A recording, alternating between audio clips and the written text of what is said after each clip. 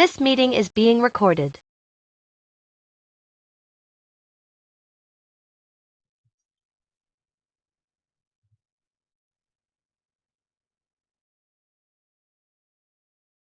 ओम ज्ञानतिमिरान्धस्य ज्ञानञ्जनशलाकाय चक्षुरुन्मिलितं येन तस्मै श्रीगुरुवे श्रीचैतन्यमनोभीष्टं स्थापितं येन भूतले स्वयं रूपतथा मह्यं ददाति स्वापदान्तिकं वन्देहं श्रीगुरु श्रीयुतपदकमलं श्रीगुरुं वैष्णवं श्रीरूपं साग्रजातं सकल रघुनाथान्वितं तं सजीवं साद्वैतं सावधूतं परिजनसहितं कृष्ण चैतन्यदेवं श्रीराधा कृष्णपादा सहगण ललिता श्री विशाखान्वितं हे कृष्ण करुणा सिंधु दीनबंधु जगतपते गोपेश गोपिका कांत राधा कांत नमस्ते तप्त कांचन गौरांगी राधे वृंदावनेश्वरी वृषभानुसुते देवी प्रणमामि हरिप्रिये वंशाकल्पतरुभ्यश्च कृपा सिन्धुभ्य एव च पतितानं पावनेभ्यो वैष्णवेभ्यो नमो नमः श्री कृष्ण चैतन्य प्रभु नित्यानंद श्री अद्वैत गदाधर शिवासादि गौर भक्तवृंद हरे Krishna Krishna Krishna Hare Hare Hare Ram Ram Ram Hare Hare.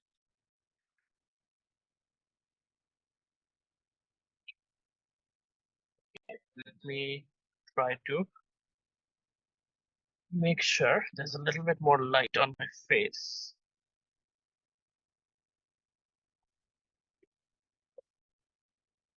Sorry, I'm having to do this from the car.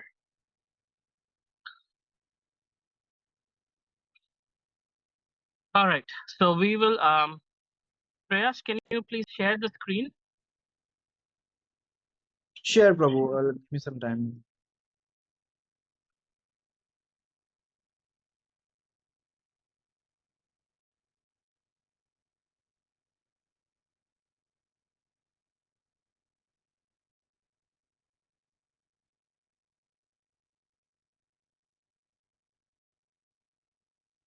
We are on Srimad Bhagavatam, Canto 1.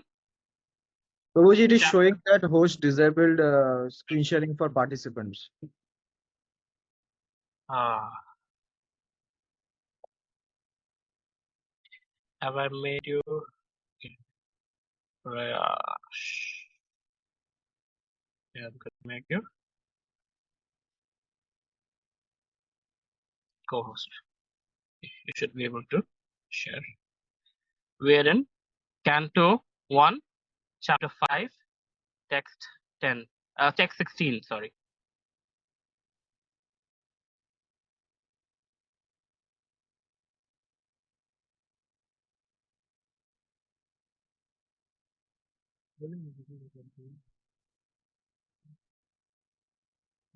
Text 16.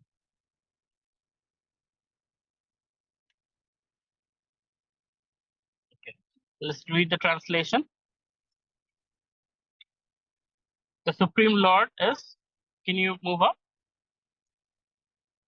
The Supreme Lord is unlimited, only a very expert personality, retired from the activities of material happiness, deserves to understand this knowledge of spiritual values.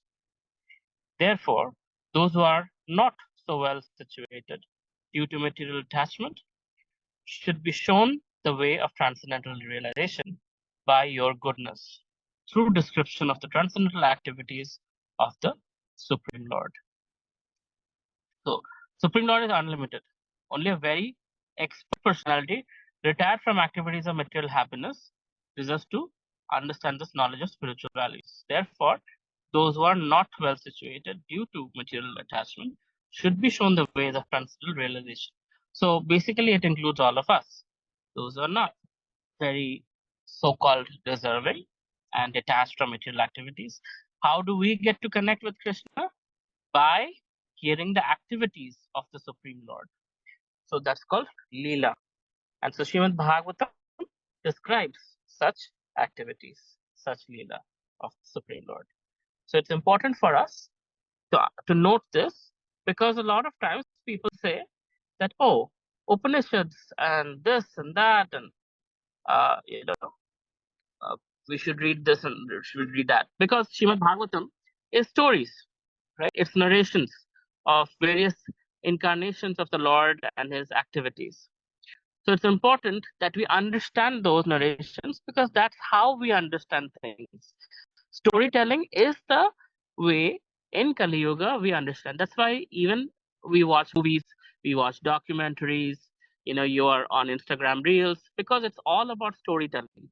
That's what we understand with our Kali Yuga brain, with our situation. Storytelling is what we understand. So Krishna's pastimes are the way of understanding spiritual reality and coming to purification, elevation on the spiritual platform. Okay, next. 17. Somebody wants to read?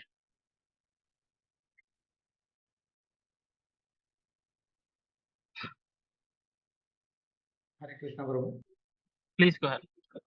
त्यक्त्वा स्वधर्मचरणाम्बुज हरे व्रजज्ञ पक्वोऽथ अते तत्तो यदि यत्र क वा भद्रं बुधमृष्य किं को वार्थ आप्तो भतां स्वधर्मत. Translation: one who has forsaken his material occupation to engage in the devotional service of the Lord may sometimes fall down while in an immature stage, yet there is no danger of his being unsuccessful. On the other hand, a non-devotee, though fully engaged in occupational duties, does not gain anything. Okay. Pretty straightforward sentence statements here. One who has forsaken his material occupation to engage in the devotional service of the Lord may sometimes fall down while in a immature stage. So a lot of times people are like, come to Krishna consciousness and decide to give up, right? And often they can't handle that level of renunciation. And so they're like, oh God, what happened? And they fall down.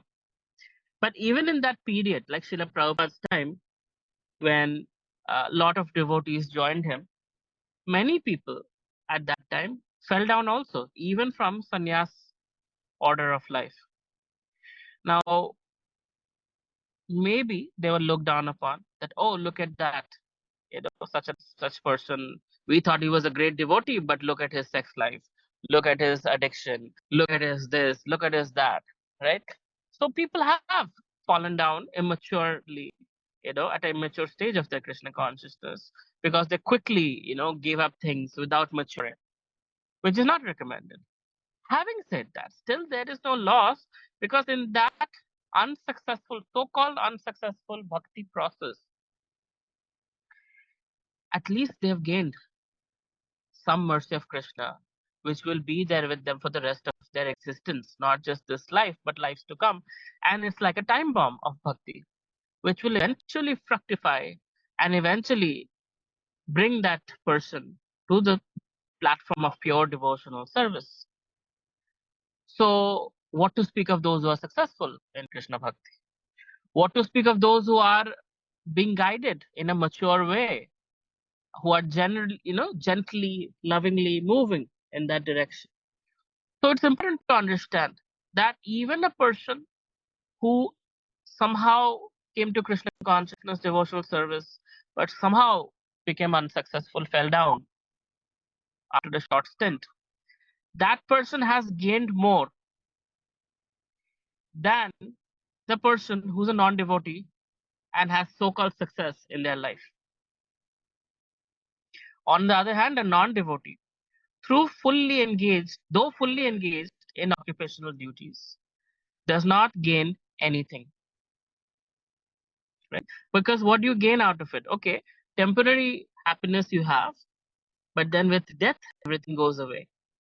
But one who has come to Krishna consciousness, even for a few days, even for a few minutes, that bhakti lata bij stays with them forever, right? And it benefits them, it protects them, it is an asset for a lifetime. So if we are an instrument in helping our friends, our neighbors, our relatives, and loved ones to experience bhakti through prasadam, through some kind of bhajan kirtan, through association of devotees, through giving them some flowers from the temple, somehow or other, if we can instigate that great privilege of getting them in touch with Krishna, bhakti privilege, then that is an asset that we are gifting them for a lifetime. So I do this in a very simple way.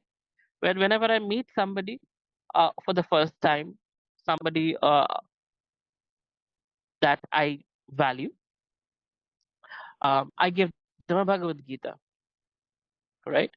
Because Bhagavad Gita is Krishna himself, literary incarnation of Krishna is Bhagavad Gita. So the book, just by touching that book, it is a tremendous benefit that somebody gets. What to speak of if they read the book accidentally? What to speak of if they read and understand the book? What to speak of if they read, understand it, and share it with others, right? So the benefit just quadruples and infinitely benefits whoever. So the gift, when we are having social things, friendships, birthdays, and things like that, we wonder what gift to give. Anything devotional is supremely beneficial to whoever we're giving. So we are a true friend when we are gifting somebody a bhakti gift, a gift of bhakti, right? Because that is a permanent asset that in this life or next life or 100 lifetimes later will eventually fructify, that nobody can take away from you. Whereas a bouquet of flowers will wilt the very next day. So it's important to understand this. Okay, next. Somebody also read text 18.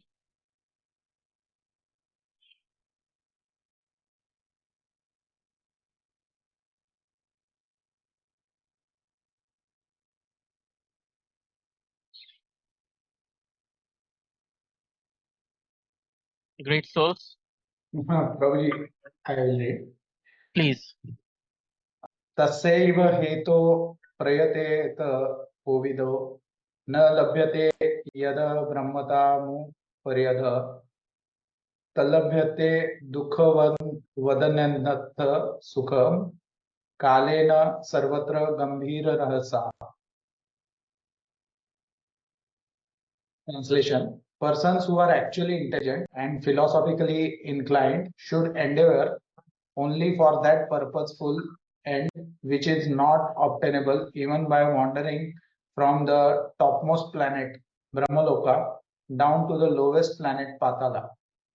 As far as happiness derived from sense enjoyment is concerned, it can be obtained automatically in course of time, just as in course of time we obtain miseries even though we do not desire them. Thank you, Prabhu.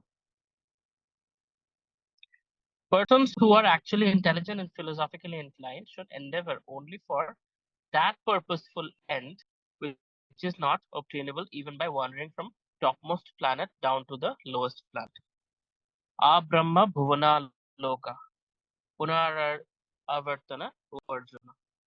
In the Bhagavad Gita, right? Krishna says that Brahma Bhuvana Loka, like throughout from Brahma Loka to the entire 14 planetary systems. Up and down, round and round, samsara. What are you getting out of it? Birth, death, old age, disease. Birth, death, old age, disease. Birth, death, old age, disease. That's what we are getting out of it. Right? It's temporary, it's painful, and we are repeating the same cycle over and over and over again. But there is an opportunity, something that you can. So, intelligent people and philosophically minded people, only they prefer something that can't be gained from material up and down, round and round, merry-go-round cycle. What is that? As far as happiness derived from sense enjoyment is concerned, it can be obtained automatically in course of time. Just as in course of time, we obtain miseries, even though we do not desire them. So if we leave it to time, happiness and distress will keep coming. It is only natural. Sometimes the weather is good, sometimes the weather is bad. Sometimes health is good, sometimes health is bad. Sometimes you're making a lot of money, sometimes you're not making any money, right? Happiness and stress, with time, it is bound to come. But that is not what we are gaining here. What we can gain is something that's beyond these material things, beyond time, beyond the dimensions of time and space. And that is spiritual realization, which at the end of our life can stop this journey of merry-go-round going up and down the planetary systems. Okay, next.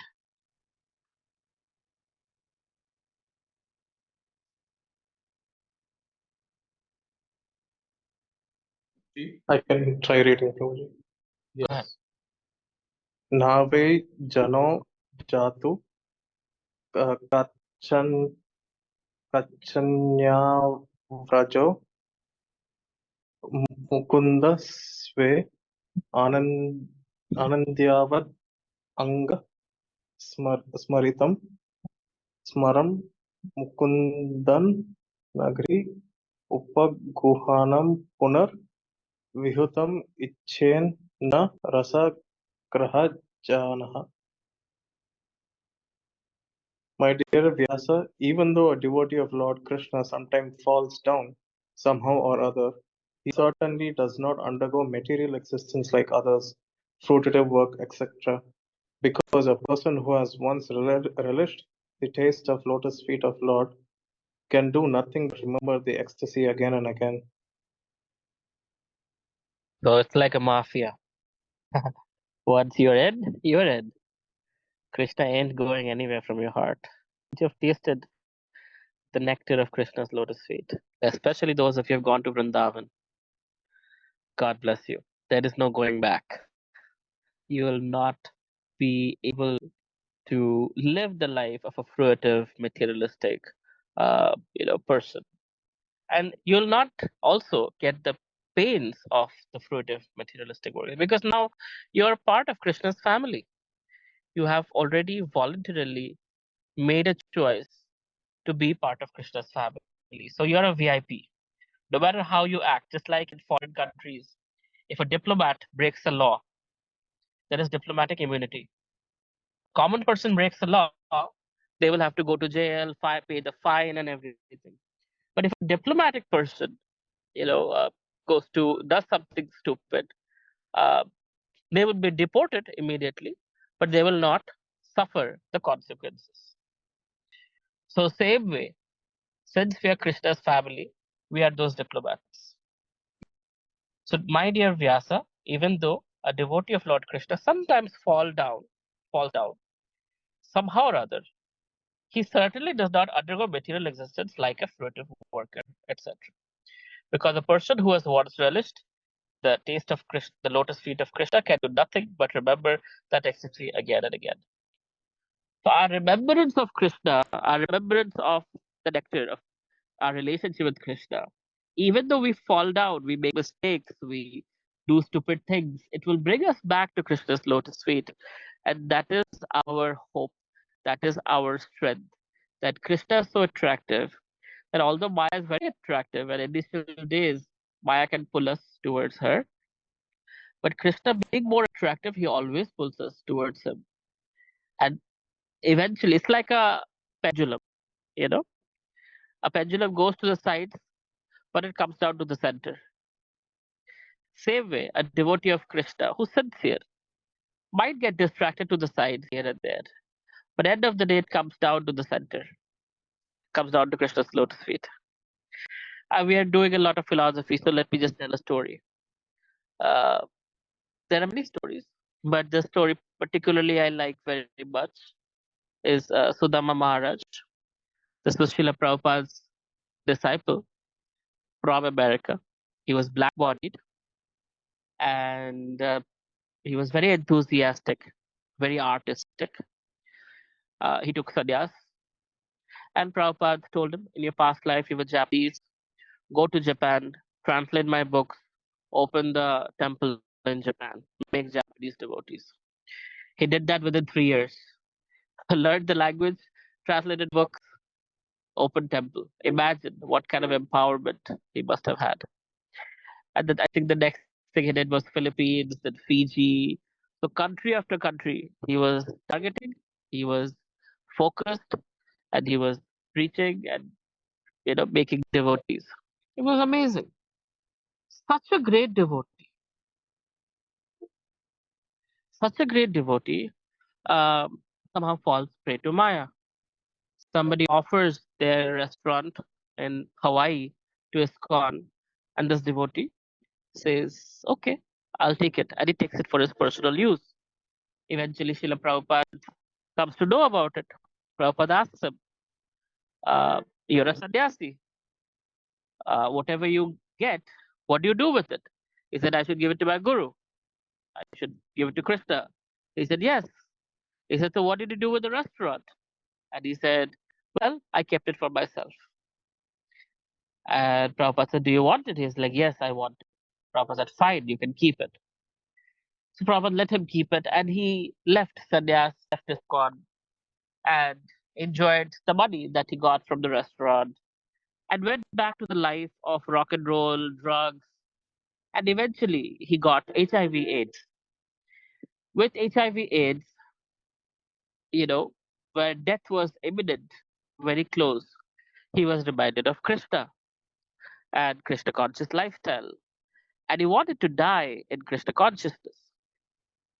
So he wrote back to his god brother, His Holiness Tamal Krishna Maharaj, who was one of the pillars of Srila Prabhupada, and he said, "Prabhu, uh, I'm leaving my body, and I would really appreciate if you can make some arrangement where my last few days I can be in devotional association, and I can die in a devotional way." So Tamal Krishna Maharaj said, "Yes, you have done tremendous service to Srila Prabhupada and to ISKCON. We have not forgotten anything. So we are most grateful, and we are very happy to take care of you in your last days."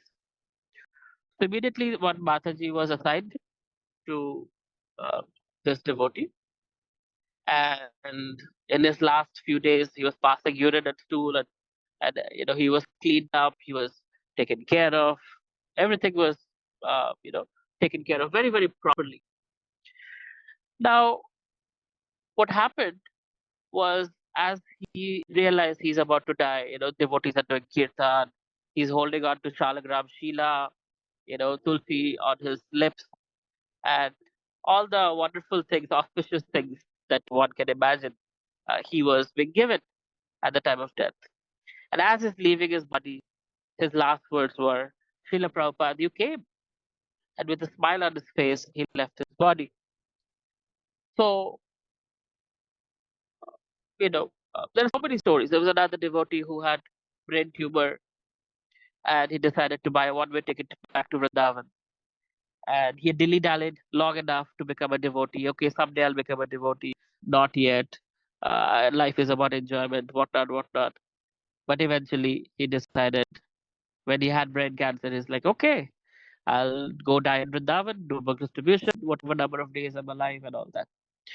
So that's the beauty of Krishna's lotus feet, that one might get distracted, but eventually one comes back, if not in this life, but in another life, and somehow or other they have access to Krishna's unlimited, causeless mercy. That doesn't mean we falter and fail. Uh, Holding on to Krishna's lotus feet has its own magic. Being able to serve Krishna and his devotees is a privilege. To live a life of Krishna consciousness without failing is absolutely glorious. Having said that, no pressure. If one fails, it's temporary. Keep trying, get up, keep trying, get up, right? Let Krishna's attractive nature attract our hearts so that we can serve him, resume our service rather than getting like, "Oh, I'm so fallen. Oh, look at me, look at me. I'm such a fallen person." It's important that we understand that we have the privilege of getting up and serving again, and that's our way to keep moving in Krishna consciousness. Any questions? Prabhuji, Yes. in last verse, previous verse, Mhm.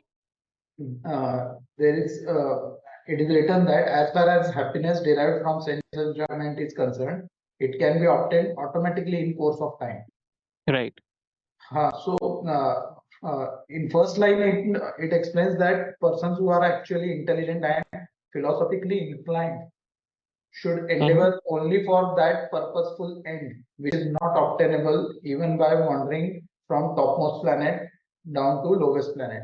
Means who are intelligent, they will choose devotional service, and Correct. who are less intelligent, they will choose the materialistic aspect, like wandering from topmost planet to No. lowest planet. So it's basically saying those who are intelligent, they will choose devotional service, and the so-called material happiness will anyway come with due time.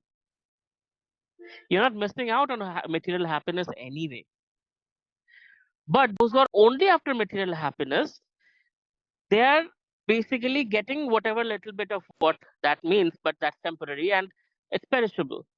Whereas somebody who's aspiring for higher truths, higher things, spirituality, they're getting that higher thing along with also what materialists anyway get.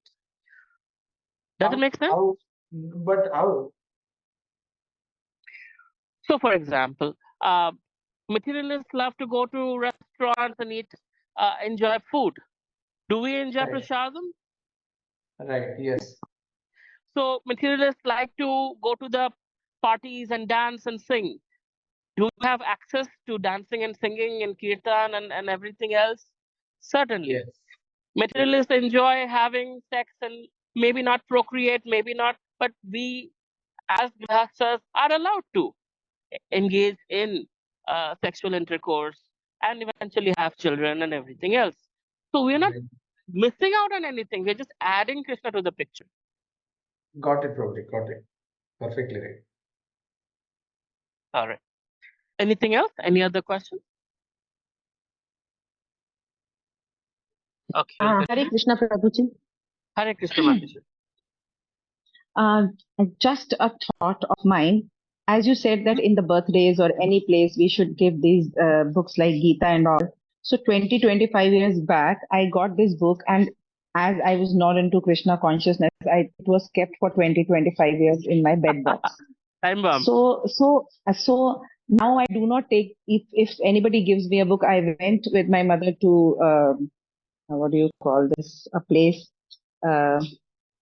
जहां पर हवन यज्ञ होता है दयानंद सरस्वती का क्या होता है Arya Samaj yes so I went with her so they were gifting me some books I just told them that I'll not be able to respect them as you people are expecting me to so I have not taken them so my point of view is if somebody is not able to respect and we are giving them Gita and they are just going to put it here and there so it is better that people who are into this Krishna consciousness or into spirituality they should be given such gifts. My point of view, a different perspective, maybe, or maybe I don't know. So you have to be intelligent, Mataji. You know what gift is for who? For somebody it might be Gita. So somebody might be a coloring book of Krishna. For somebody it might be a picture. For somebody it might be just Mahaprasad. It can be various things. All I'm saying is intelligently, just connect them to somehow connect them to Krishna's mercy. Be an agent of Krishna's mercy. Okay. Whatever way they would accept it, whatever way they would appreciate it, give them in that format.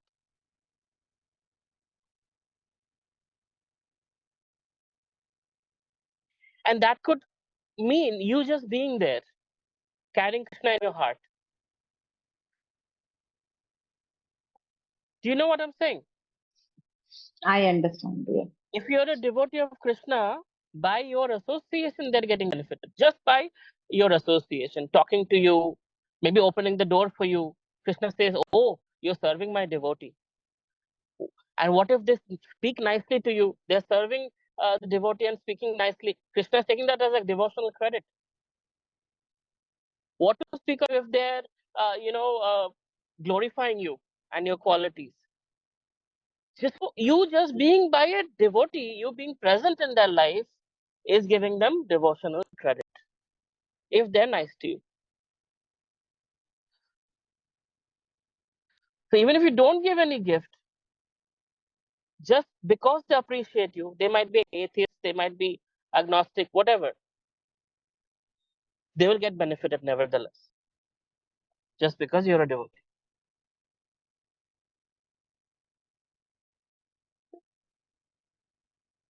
Does it make sense, Mataji? To a Hare extent, Krishna. yes. Okay, ask follow-up question if it's not clear. No, it is maybe I'm thinking differently because yes, some of the things I understand and we can do it that way. But like somebody gave me 20 years back, maybe to bring me to this, but I have never respected the book. So that is why I think that maybe people like Krishna's not so me are petty. also there. So as you're saying, we have to be intelligent. So Huh. we have to be think about that what we can do for some different people. Yeah, okay. There has been so many people who have disrespected gifts, devotional gifts, but eventually, just by in association with those gifts, they have become devotees. There was a person who tore the Bhagavad Gita, threw it in the garbage. Eventually, she became a devotee. So Krishna is so kind that he doesn't take offense. We take offense when somebody does it. We should take offense, but Krishna doesn't take offense when it's offense to him. In fact, in return, he gives love. He gives attraction for him. Right. So point is, they might not be 100% respectful, but somehow or other, if they come in contact, one thing is sure, they're getting the benefit. And being devotees, being students of Bhagavad Gita, it is our duty to do that part. That's all.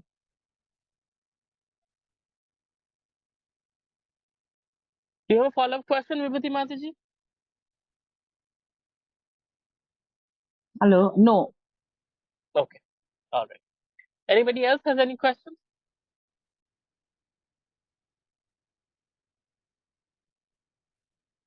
Okay. We'll move on to the next verse.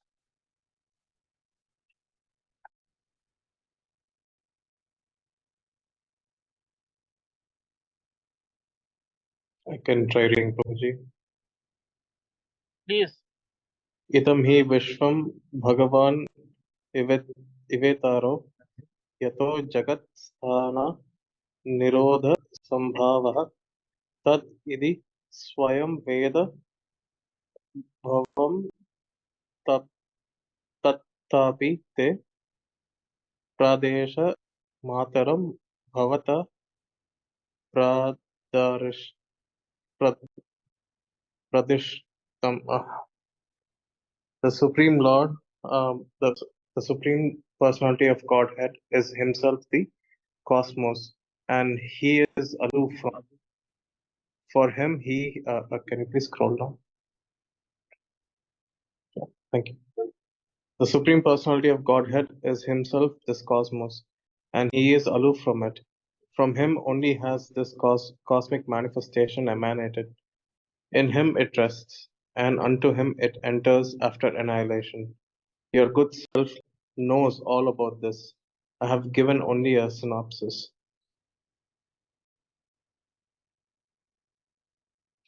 Okay, one more time.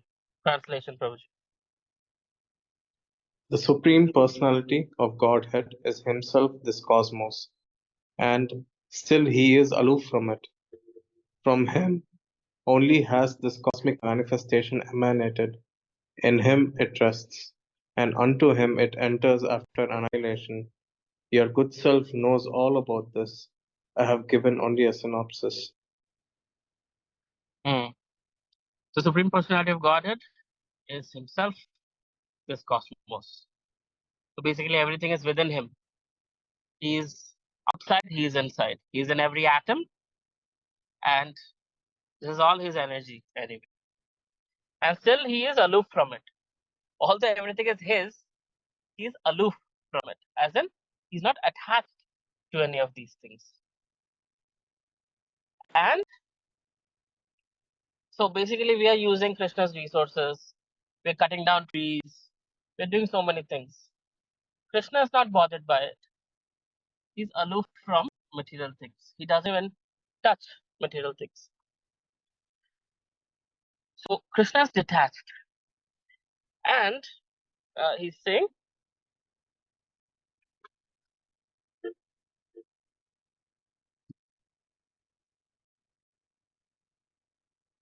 unto rest, and unto him it enters after annihilation. Your good self knows all about it. I have only nothing. So basically, it's a small glorification of the Lord. There is this in a short way something that uh, because, for example, the whole Bhagavatam is glorification of Krishna, but this is like a giving an Narad Muni is saying, I'm just, you know already his glories. I'm just giving a synopsis. Okay, next. Roji, I have a question. Yes. Roji, in the previous purport, Prabhupada says, calls Krishna as Mukunda. What does Mukunda mean? Giver of liberation. Understood, Prabhuji.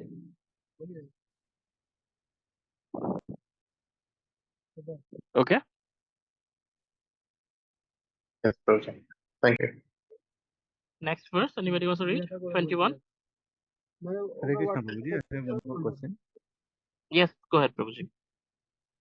Prabhuji, just wanted to understand how can we ensure the consistency, holding on to Krishna consciousness, or how can we avoid the repeated fall downs, which is bound to happen, no, Prabhuji?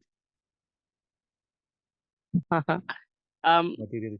The repeated fall downs happen because we are repeatedly missing something. Repeatedly making the same mistake because we're attached to something that makes us, or there is a hollowness in the heart that has not been addressed. So repeatedly, we're facing the same problem. So it is very important that we first look deep within, that repeatedly this is happening and Krishna is trying to show me, but I'm not able to see it. My dear Krishna, what is happening? Can you please help me address the actual issue? And based on that, can you please help me, uh, make sure that this doesn't happen again? So I make progress. So with prayer, this can be addressed. Okay. But it requires some kind of, not some kind of, very strong contemplation within. Like whenever I would come complaining to my mentor, my early days in Krishna consciousness, he would always ask, why is this bothering you? I will address the situation differently, but I want you to think, why is this bothering you? What is in it that is hurting you so much? Right? And when he would say that, and I would actually think through, I would realize it's my ego, or it's a self, pride, or showing to somebody, or something, right? Attachment to something, and that's what's bothering me. Expectation from somebody. There's a lot of different ways, that we might be behaving in a certain way. So when we look through things deeply within, contemplate within, makes us thoughtful, and then Krishna gives us the intelligence to address an inner issue. Now, it might not be crystal clear, and that's when you discuss things with somebody you trust, like myself. And then things become clearer after talking heart to heart, you know. Things become, this is what is happening. This is why I'm facing what I'm facing, etc. So it's a process and it needs to be addressed. Whether it's emotional issues, whether it's attachments, addictions, whatever it might be. When there is a repetition, means Krishna is trying to get something across and we are not getting it. Make Okay, sense? got it. Yeah, sure. All Thanks, right. Prabhuji. Thank you, Prabhuji. Anything else?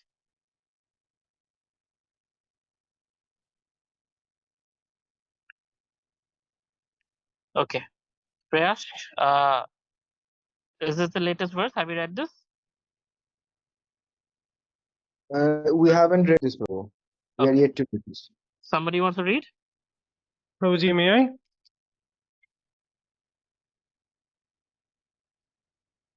Hello.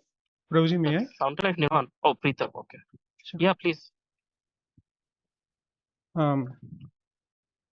Swabam atmanam tamanam abhay amohkatra pashya pumsa paramatmanam kalam ajam prajatmanam jagata shivayatan mahanu bhavavyodoyo digyanyatam.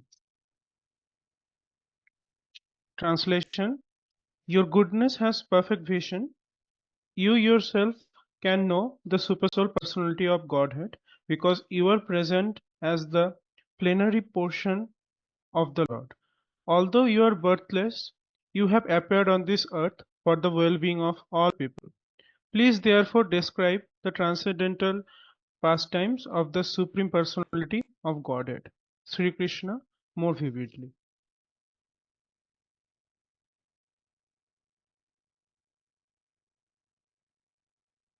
Thank you, Prabhuji. Thank you so much, Prabhuji. So very nicely, Narad Muni is appreciating Vyasdev and also instructing him that your goodness has perfect vision. You yourself can know the super soul personality of Godhead because you are present as a plenary portion of the Lord. So validation from Narad Muni that Vyasadev is a plenary portion of the Supreme Personality of Godhead, Krishna. Right? So when people say, how do we know the Bhagavad Gita is accurate? How do we know that this is not somebody's imagination? Well, we have historical evidence of where Vyasadev lived, where he compiled all of these, right? We are getting scriptural evidence that he is none other than an expansion of the Supreme Personality of Godhead. And as the Vedas, the authenticity is judged by the fact that Vyasadev has personally compiled it. Now, as Gauriya Vaishnavas were coming in the line of Narad Muni, Lord Brahma, Narad Muni, Madhvacharya, etc. Madhvacharya personally went to Vyasadev to verify his purports and thereby established, again, confirmed that everything that we have in this disciplic succession is accurate and to the point. So we have validation from Narad Muni about Vyasadev's authenticity, and we have validation from Vyasadev about Madhvacharya's authenticity. And if that wasn't enough, Krishna came as Chaitanya Mahaprabhu in Kali Yuga in Bengal 500 years ago. Krishna Varnam, Swasha Krishnam, Sangam, Pangastu Parshadam. So Krishna Varnam, Swasha Krishnam. So Lord Chaitanya, although Krishna himself, his Swasha Akrishnam, means his bodily complexion is not blackish. It is the opposite of blackish. Akrishnam means he's fair in complexion, although he's Krishna himself. And he comes with Sangha Pangastu Parshadam. All his Parshada, his associates, he comes down with. Srimad Bhagavatam states it, right? It speaks about Lord Chaitanya's advent multiple times, in Bhagavatam 3 times, in other scriptures, many different places. So this disciplic succession that we have, Guru Shishya Parampara that we belong to, we are extremely fortunate. Not only Vyasadeva is being validated, Narad Muni is validating Vyasadeva, Vyasadeva is validating Madhvacharya, and Chaitanya Mahaprabhu himself personally came and appeared in this line. Thereby, this line is most fortunate and most appropriate for Kali Yuga. All glories to Sri Sampradaya, all glories to the other Sampradayas that exist.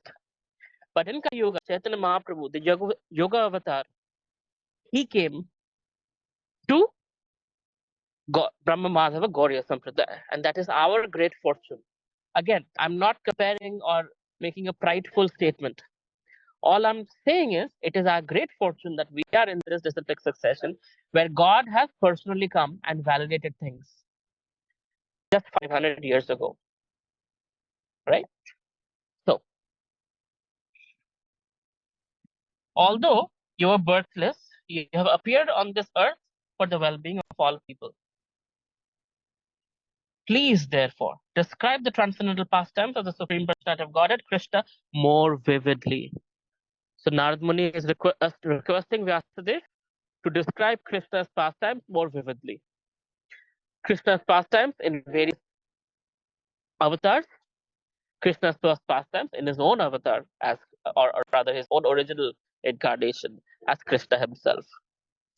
And with this instruction, Vyasdev starts the journey of glorifying Krishna, unabashed glorification, with the instruction of his guru. So when we are given some service, when we are given some opportunity to do some devotional activity, it is wonderful that we take guidance and instruction from our guru and disciplic succession. That's where empowerment comes in. Empowerment to act in devotion comes from the instruction that is given by the guru. So it is said the ability to fulfill the guru's instruction is already embedded in the instruction itself. So when Srila Prabhupada would tell somebody, go open this temple, the ability to open the temple, although it's a very, very tough thing to do, a temple costs at least $1 million, no less, minimum. So the ability to perform that service is already empowered within the instruction. Like Srila Prabhupada was instructed by his guru, go to the West and translate these books in English and preach to the English-speaking world. So his Guru Maharaj, by that instruction, already packed it with the power to execute that instruction.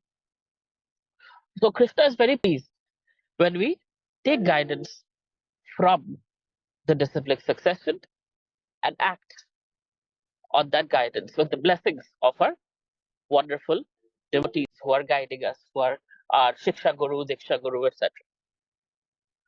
So this is something we should learn from this particular verse. The Narad Muni has come, is instructing, is glorifying his disciple, and with this blessing, finally, Vyasadeva starts the journey of glorifying Krishna. We see the same thing happened in Chaitanya Mahaprabhu's Leela also. Sri Chaitanya Mahaprabhu was doing Harinam Sankirtan at night at the house of Srivas Thakur. So it is the equivalent of Rasa Leela that Krishna used to do at night. And one day Advaita Acharya finally said, my dear Lord, why don't we go out on the streets and make this Harinam Sankirtan available to all the common people? Why should we limit it just to ourselves? Chaitanya Mahaprabhu said, I was just waiting for your instruction. I also want the same. You've spoken, what is in my heart. But I was waiting, because you're senior to me, I was waiting for your instruction. Now that you have spoken it, we will go out on the streets and do Harinam Sankirtan.